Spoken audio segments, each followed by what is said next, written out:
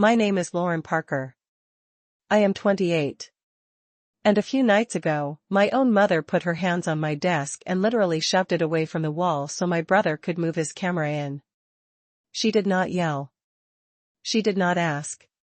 She just said it like a decision that had already been signed and stamped. We are giving this room to him for his studio. You can work in the basement. My brother was leaning in the doorway, arms folded, watching my monitors go dark like it was a show. He smirked and added, "You will be fine down there, right? Less distraction." He said it like a joke, but he meant every word.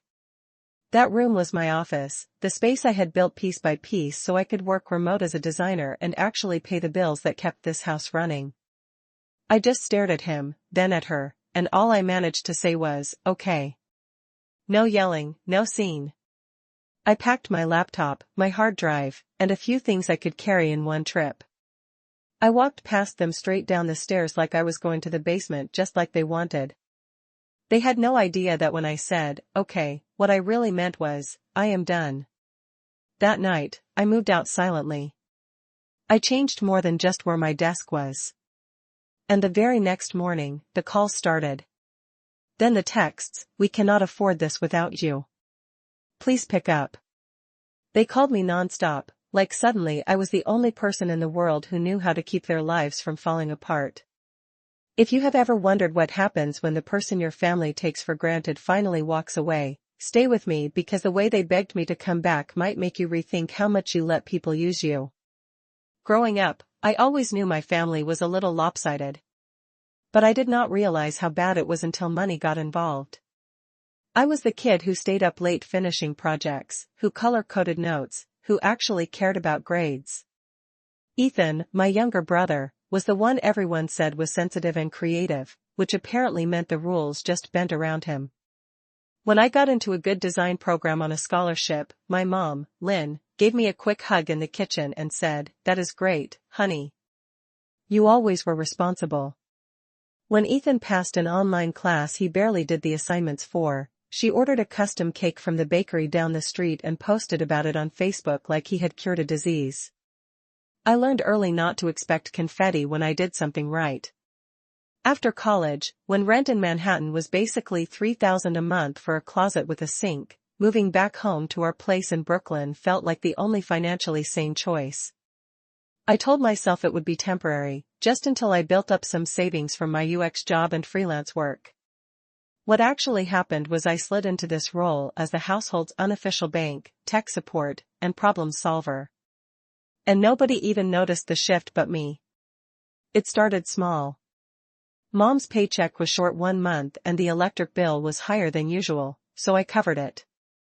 Then the Wi-Fi got upgraded so Ethan could stream better without lag. And somehow the new plan ended up on my card.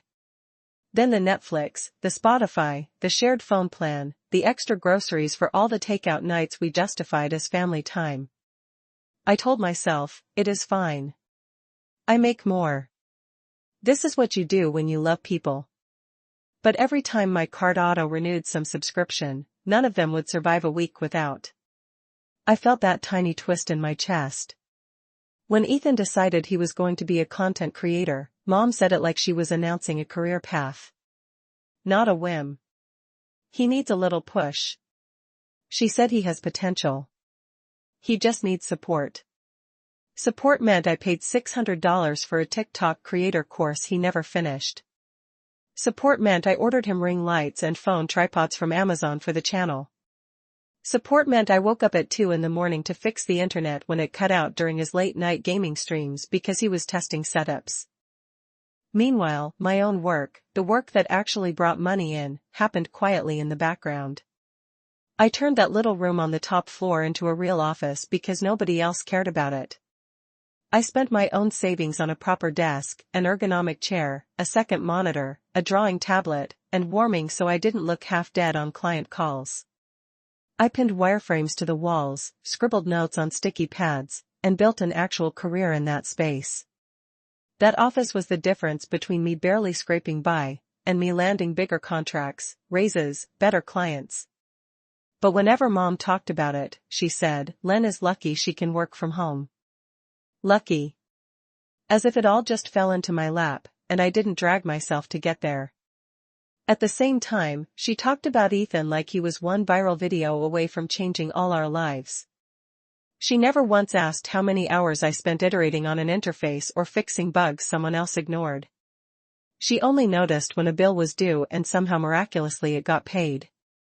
I had this running tally in my notes app just for myself. Rent I handed her each month. Utilities I covered when she was short. Subscriptions I forgot I signed up for because everybody used them. Groceries.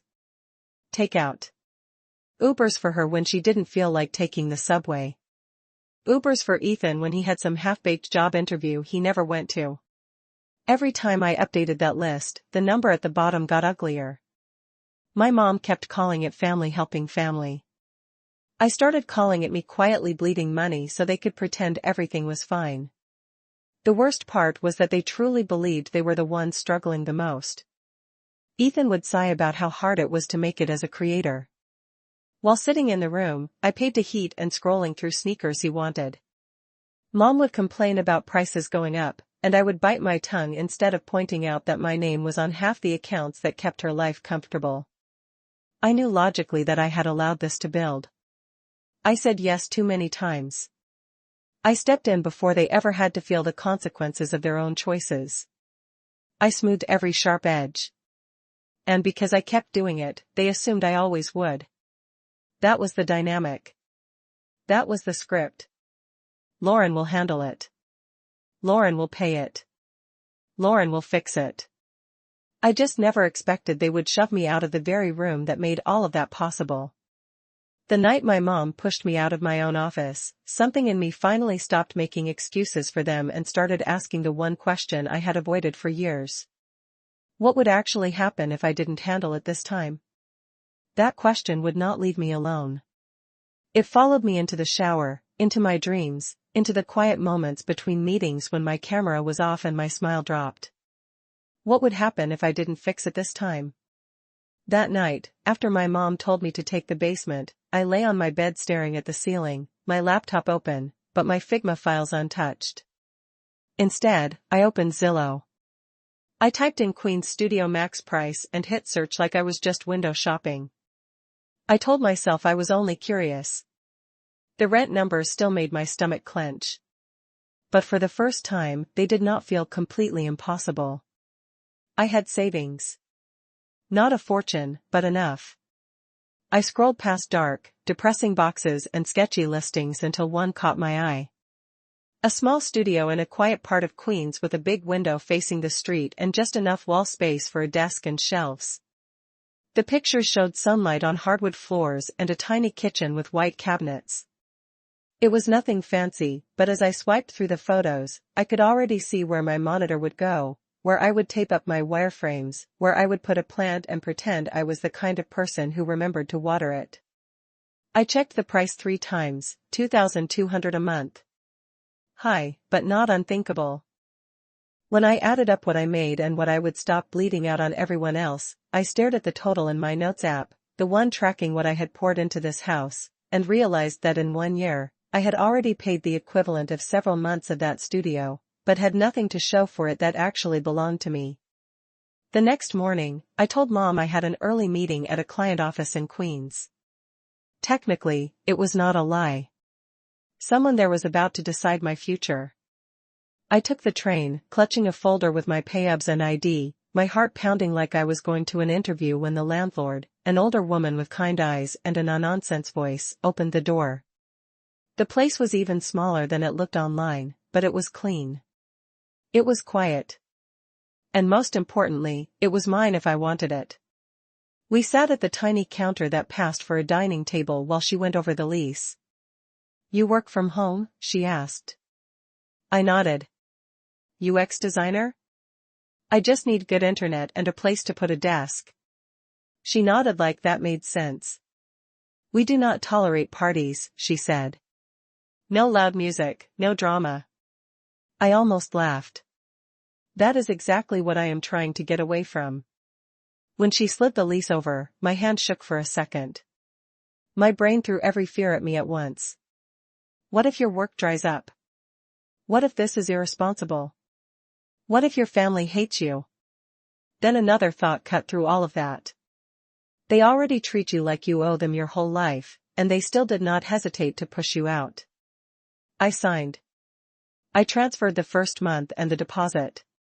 $6,600 disappearing from my account in one click. It hurt, but it also felt clean. This was not like throwing money into a bottomless pit of bills and excuses. This was building something for me. On the train ride back to Brooklyn, I kept touching the new key in my pocket, the little square of metal that meant I finally had a way out. When I walked in the door, Ethan was on the couch, shouting into his headset at some game. Plates from last night's takeout still on the coffee table. Mom was at the kitchen counter, scrolling on her phone, complaining under her breath about the price of groceries. Nobody asked how my client meeting went. Nobody noticed the shift. That was fine. It actually made what I did next easier. I started small. That night when they asked what we should order for dinner, I said I already ate. The next day when Mom texted me to add some things to the grocery delivery, I replied, I cannot cover extra this week. My budget is tight. It was the first time I had said no in years. There was a pause, then just a thumbs up emoji. The Wi-Fi glitched during one of Ethan's streams and he pounded up the stairs to my office, or what was still technically my office, for a few more days. Hey Lauren, can you reset the router? It is doing that thing again. I looked at my screen at the prototype I was testing at the time. I have a deadline, I said without looking away. You can figure it out. He stood there for a second like he had never heard those words from me before. Eventually, he muttered something and stomped back down. The world did not end. A couple of nights later, when Mom mentioned needing an Uber for an early shift because she did not want to deal with the subway, I told her I could not put it on my account this time. Maybe ask Ethan or take the train. She gave me a look like I had just spoken another language. Are you okay? She asked. You always help. I forced a smile. I am just trying to be smarter with my money. It sounded so casual out loud, but inside it felt like ripping up an old script. Every no I said made it a little easier to say the next one. Behind the scenes, I started moving pieces of my life out of that house. The first thing that left was my external hard drive with all my client files. Then my sketchbooks, my favorite pens, a stack of clothes I could fit into a duffel bag. I told them I was decluttering, taking things to a storage unit, dropping stuff at a friend's place. None of it was technically a lie. The storage unit just happened to be my new studio apartment. I would finish my last meeting of the day, close my laptop, and then slide it into my backpack instead of leaving it on the desk. I took my monitor down one weekend under the excuse that it was acting weird and I wanted to get it checked. Little by little, my office became less my space and more just a room. They were too focused on Ethan's next idea for his channel and Mom's overtime schedule to notice how empty the shelves were getting. At night after they went to bed, I would make quiet trips to Queens, carrying boxes down the stairs, one load at a time, so the old steps would not creak too much. Every time I unlocked that new door and stepped into the silent studio, I felt my lungs open a little wider. I would set a box down, look around at the bare walls and the echo of my footsteps, and think. This is where I stopped being the person who fixes everything for everyone else first.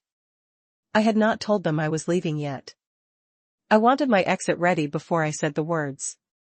If my mom could decide I no longer had a right to the space that funded their life in a single conversation at the dinner table, then I could decide in silence that I was done funding it. By the time they officially turned my old office into Ethan's studio with his cheap ring light and sneaker boxes stacked in the corner, almost everything that mattered to me was already gone. What they were really pushing out was not just a desk. It was the last piece of leverage they had without even knowing it. It all really snapped a couple of weeks later. By then, most of my important stuff was already in Queens, but I was still sleeping in my old room, still pretending nothing had changed. One Saturday afternoon, I came home from grabbing a coffee and noticed something felt off when I walked past the door of what used to be my office. The room was open, light spilling in, Ethan's voice drifting out as he talked to his phone, testing angles. I stepped inside and my eyes went straight to the empty spot where my ergonomic chair used to be. The cheap folding chair from the basement was there instead, wobbling under Ethan as he adjusted his tripod. My stomach dropped. "Hey, where's my chair?" I asked, even though I already knew I was not going to like the answer. Ethan barely glanced back. "Mom sold it," he said. "We needed the money for my mic." The words hit harder than I expected. I turned, walked straight to the kitchen, and found Mom rinsing dishes like it was any other day. "Where's my chair?" I repeated. She did not even look up at first. "Oh, that," she said, "I listed it on Facebook Marketplace. We got $250 for it." Ethan really needed a proper microphone if he is going to take this seriously. "We will get you something else for the basement. Your old one was overkill anyway." I just stared at her. That chair was not some random piece of furniture. I bought that with my bonus when my team shipped a big feature. I picked it out after weeks of back pain, sitting in it on the showroom floor while imagining myself finally working like an actual professional instead of hunched over a kitchen table. "You sold it," I said slowly without asking me. She shrugged, finally meeting my eyes with this annoying mix of confusion and annoyance, like I was the unreasonable one. "Lauren, it is just a chair. We share things in this house. We needed money. Ethan needed equipment. You can sit on literally anything and work. You are young. You will be fine." Something inside me went very, very quiet in that moment. For years, I had tried to explain my side, to justify my spending, to gently remind them what I contributed. It never stuck. But standing there listening to my mom talk about a chair I bought with my own paycheck like it was just community property she could cash out for Ethan's next hobby purchase, I realized talking was done. "You did not share it," I said. "You sold it. And you did not need money. You needed my money again." Her jaw tightened. "Do not start, Lauren," she warned. "We are all under pressure right now. You know how expensive everything is and Ethan is trying to build something. He needs support." There it was again. That word support always flowing one way. I nodded slowly. "You are right." I said, "Everything is expensive. That is why some of us have been paying more than our share for years." Her eyes narrowed. "What is that supposed to mean?"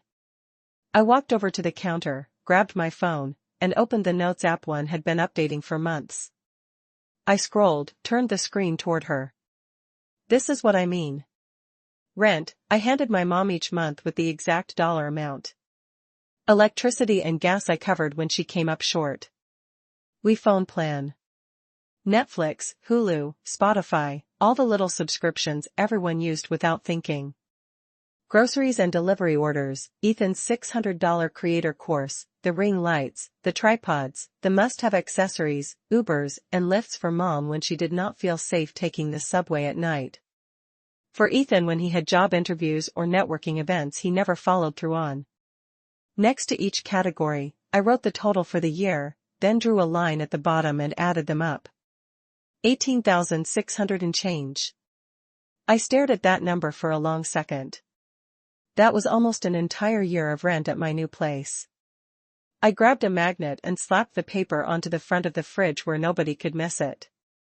Mom walked in just as I stepped back. "What is this?" she asked, reaching for it. I moved faster and flattened my hand over the paper. "You can read it," I said. "You just cannot take it down." Ethan wandered in behind her, barefoot, yawning like it was any other Saturday. His eyes flicked to the truck outside and then to the paper. Mom's face went pale as she scanned the numbers. "This is exaggerated," she muttered. "You are making it sound worse than it is. Nobody asked you to do all this." I laughed under my breath. "You did not have to ask. Every time you said, 'I am a little short this month,' or 'Can you just put it on your card and I will pay you back?' That was you asking. You just never followed through on the second part." Ethan frowned when he saw his name. You did not have to write my stuff on there. He said, you are trying to embarrass me. I shook my head. No, I am trying to be clear. You both keep telling yourselves we are all struggling the same way. You are not. I put the pen down and looked at both of them. This is the last month I will ever pay for this house. Mom opened her mouth like she had something sharp to throw back, but nothing came out. Ethan just looked angry and uncomfortable, which honestly was the first time I had seen him feel anything besides entitlement in a while. I loaded the last box, then went upstairs one final time to check that I had not forgotten anything that mattered. My old room looked weirdly bare. The bed frame and a few random things would stay. I left them on purpose. I wanted there to be empty space where my life used to be.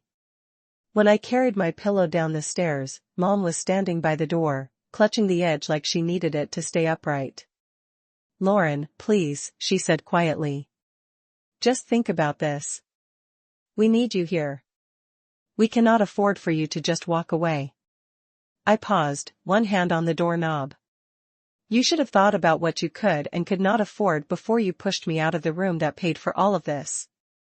I said, I am not doing this to hurt you. I am doing this because staying here is killing me. She shook her head, eyes glossy. You are being dramatic. You will be back. You always come back. Maybe, I said. But if I do, it will not be as your paycheck. I stepped out, closed the door behind me, and climbed into the driver's seat of the U-Haul. As I pulled away from the curb, I saw them in the side mirror standing on the stoop. Mom had her arms wrapped around herself, and Ethan kept glancing from the truck to the paper on the fridge through the kitchen window. For a second, guilt twisted in my chest like it always did. Then I pictured my new studio, the sunlight on the floor, the key in my pocket, and I kept driving. That night, I unpacked as much as my sore arms would allow, made a cheap dinner in my little kitchen, and sat on the floor among half-open boxes. My phone buzzed a few times with texts from friends, a notification from my bank about the U-Haul charge, nothing from my family. The silence was almost eerie, but it also felt like proof that I was finally on my own. I went to sleep on a mattress on the floor, exhausted, but lighter than I had felt in years. The next morning, I woke up to my phone vibrating so hard it nearly slid off the nightstand. The lock screen was a wall of missed calls from Mom and Ethan, and a dozen notifications stacked on top of each other. For a second, my old instincts kicked in. Something must be wrong. Someone must be hurt. I grabbed the phone and tapped into the messages. The first text from Mom was simple. Call me. Then you change the passwords. We cannot log into anything. The internet bill is due and it is higher than I thought. Please fix this. Then we cannot afford this without you. Please answer your phone. Ethan's messages were more frantic and less polite. Bro, the Wi-Fi is out. I cannot stream. Did you kill it on purpose? Then seriously, Lauren, none of this is funny. Mom is freaking out. We cannot pay all these bills without you. My phone started ringing again, Mom's name flashing on the screen. It buzzed and buzzed, the vibration filling the little studio. I sat there in the quiet, staring at her name, at Ethan's text stacked underneath. 4 years. Every time that phone lit up with their crisis, I dropped everything to solve them. I answered from meetings, from dates, from my own sick days because if I did not, everything would fall apart. I watched it ring until it went to voicemail. Then it rang again, and I let it. I set the phone face down on the table, took a breath, and made myself a cup of coffee while it buzzed. They pushed me out of my own office like I was optional, like my work and my boundaries did not matter. Less than 24 hours later, they were begging me back because they were finally feeling the cost of that choice. If you have ever wondered what happens when the person holding everything together finally stops picking up the phone, this was just the beginning. The calls did not slow down after that first morning. If anything, they came in waves. I let most of them go to voicemail. Old me would have picked up on the first ring, already mentally rearranging my budget. Numi looked at their names on the screen, felt the spike of anxiety, and put the phone face down. I still read the texts, though. Curiosity is stubborn. Mom swung between guilt and anger. One minute it was, I cannot believe you would do this to your own family. And the next it was, I am sorry. I am just overwhelmed. Please call me. I do not know how we are going to make it. Ethan's messages were a mix of complaining and entitlement. You really killed the Wi-Fi. Seriously, you ruined my stream. Followed by, at least fix the accounts so we can downgrade. I drank my coffee, logged into work, and let their emergencies stay theirs. My days in Queens were boring in the best possible way. I woke up, made breakfast in silence, worked through my UX tasks, took a walk when I needed air, cooked simple dinners, and went to bed without anyone asking for my card number at 11:30 at night. A few days in, Mom left a voicemail that sounded different. Her voice was small, not sharp. Lauren, I know you are angry. She said, I know you think we do not appreciate everything you did. Maybe you are right, but the gas company is threatening to shut off and I did not realize how much was in your name. We are behind. I do not know what to do. It is getting cold. Please. I felt that familiar tug in my chest, but I did not call back right away. For the first time, I let them sit with the mess. New York answered her before I did. The temperature dropped hard. A couple nights later, my phone lit up again and something in me said, pick up. I answered on the third ring. Mom's voice came through fast, almost frantic. The heat is out, she said. The furnace stopped working. It is freezing in here. The repair guy says it will be at least $400 just to get it running. We have nothing. We are overdrawn. We cannot afford this. Please, I do not know what to do. Old me would have already been on my banking app, typing in my password. I took a breath instead. Did you call the gas company to set up a payment plan? I asked. She hesitated. No, you always handle those things. Exactly. I stared at the wall. Mom, I am not moving back there, I said. I did not ask you to move back. She snapped. Then her voice cracked. I am asking you to help. We are cold. Do you want something to happen to me? Ethan yelled in the background. Come on, Lauren. This is serious. It is not about Wi-Fi. Mom is freezing. Do you really not care? There it was. The guilt hook they always used. The one that had worked every time before. I heard it, acknowledged it, and still didn't bite the same way. I will help once, I said. But not the way you think. Silence. What does that mean? Mom asked. It means I am not just dropping my card and disappearing again, I said. If I step in, there are conditions, real ones. You can say no, but if you say yes, you stick to them. Ethan scoffed. Conditions. This is our heat, not a business deal. I ignored him. 1, I said, I will pay for the furnace repair this time so you do not freeze while we figure this out. After that, I am off your bills completely. 2, we sit down in person and go through every dollar you make and spend. We make a budget that does not include me as a secret line item.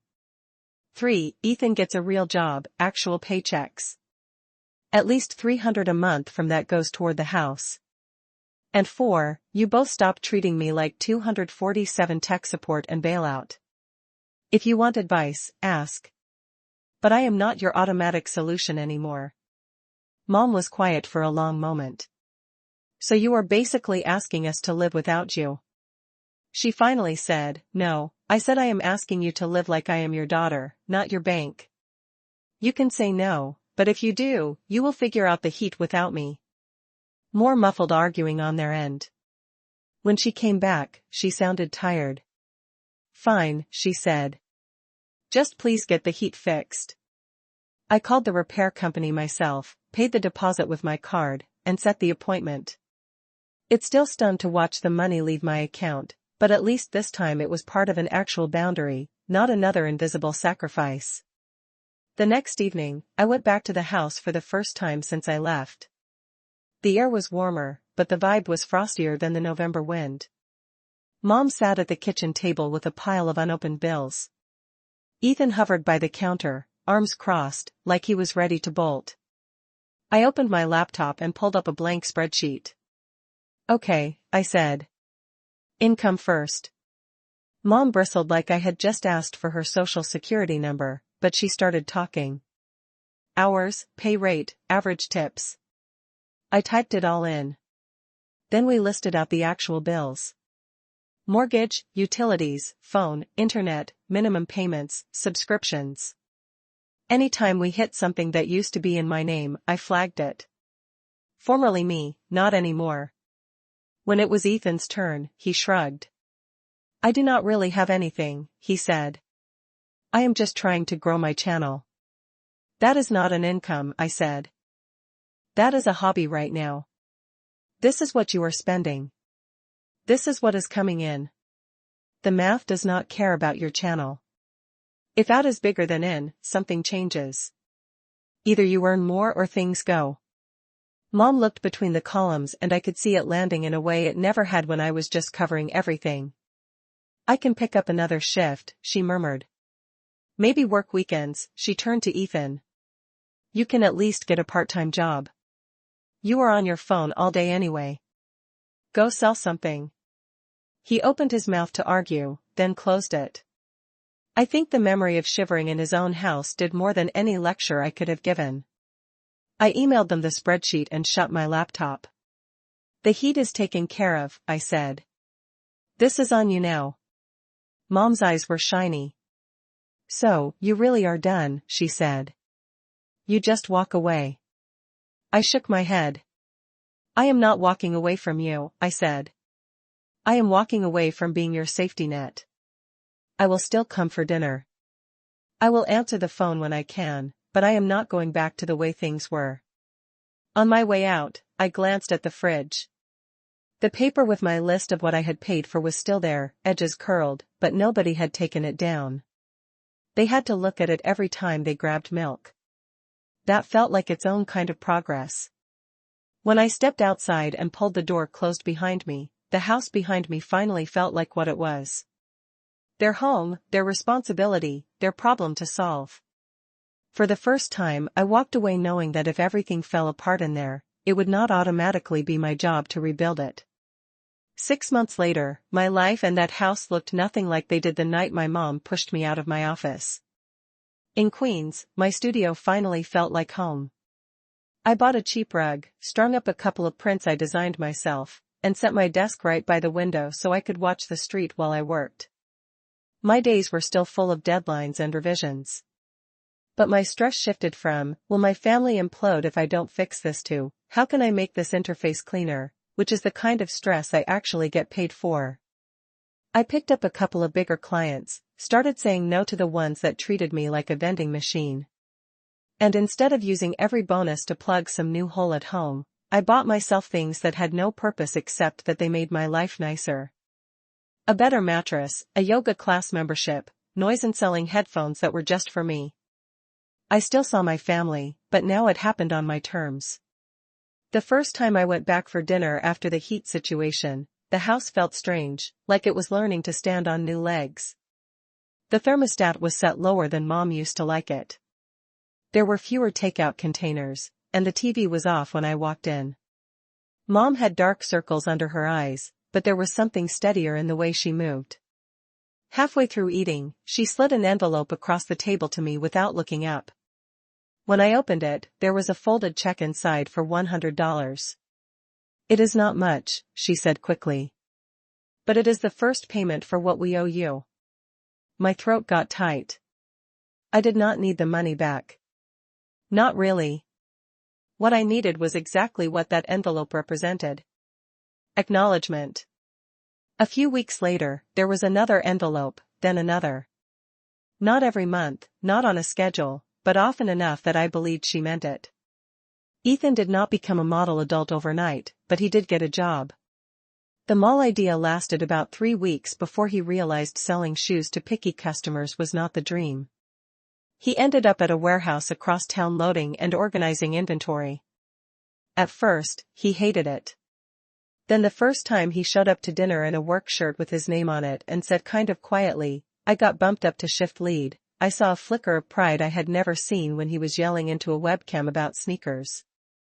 One night when Mom went to grab dessert from the kitchen, he cleared his throat and said, "I sent you $50 on Venmo for the course, the TikTok one. I know it is not the full amount yet, but I am going to pay you back for all of it." I just nodded and said, "Thank you." And we both knew I was hearing more than the words. He had stopped scrolling for miracles and started showing up for shifts. That was the real repayment. The biggest change, though, was in the way they treated my time. The midnight calls about routers and passwords stopped. If Mom called now and I did not answer right away, she left a normal voicemail and waited. If Ethan texted with a, "Hey, can I ask your opinion on something?" It was literally an opinion, not an emergency disguised as a question. We still argued sometimes. Old habits do not evaporate just because you put your name on a lease. But there was a line now, and everyone knew it was real. I was their daughter, their sister, not their built-in rescue plan. People like to say that revenge is about making the other person suffer. But sitting in my little studio, looking at the sunlight on my desk, I realized my version looked different. My revenge was living a life they no longer controlled, forcing them to grow up by stepping out of the role that kept them small. My mom learned how to budget without assuming her oldest would silently fill every gap. My brother learned what it feels like to earn his own money instead of spending mine. And I learned that loving your family does not mean setting yourself on fire to keep them warm. If any part of this sounds familiar, if you are the one everyone calls first and thanks last, ask yourself a question I avoided for years. What would actually happen if you stopped fixing everything? Not in a dramatic disappearing act, not to punish anyone, but as a choice to finally choose yourself. You might be surprised by who falls apart, who steps up, and who for the first time learns to stand without leaning on you.